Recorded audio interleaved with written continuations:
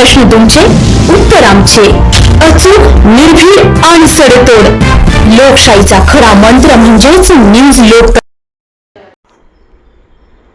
शालेय पोषण आहार कामगार संघटनांच्या विविध मागण्यांसाठी वर्तमान कामगार संघटनेचे संस्थापक अध्यक्ष शरद लोहकरे यांनी साडी परिधान करत अनोखे आंदोलन करून शासकीय अधिकाऱ्यांपुढे कामगारांच्या व्यथा मांडल्या.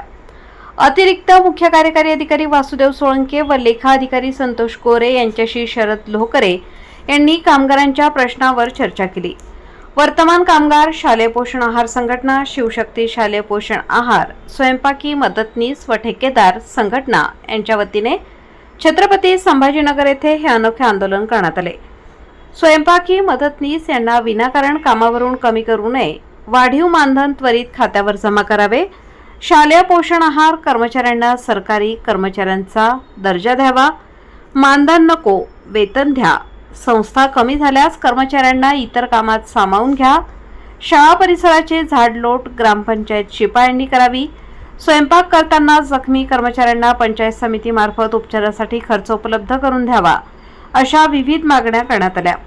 यावेळी वर्तमान संघटनेचे शरदराव लोहकरे पाटील, शिवशक्तीचे अध्यक्ष भरत जाधव, कामगार संघटना पदाधिकारी डॉक्टर हरिश्चंद्र राऊत, उपाध्यक्ष संजय वैद्य, शौकत अली, शरदराव बदाने, नवनाथ पगारे, पंडित गवळी, अशोकराव सोनवणे, भूषण आहेर, मनीषा देसाई, माया देसले, दादाजी गोसावी, दीपक कापडनीस, बाळू मोरे, माधुरी शेलार, मदन याळीच, मोठा भाऊ देसाई तसेच संघटनेचे सभासद कर्मचारी आदी उपस्थित होते.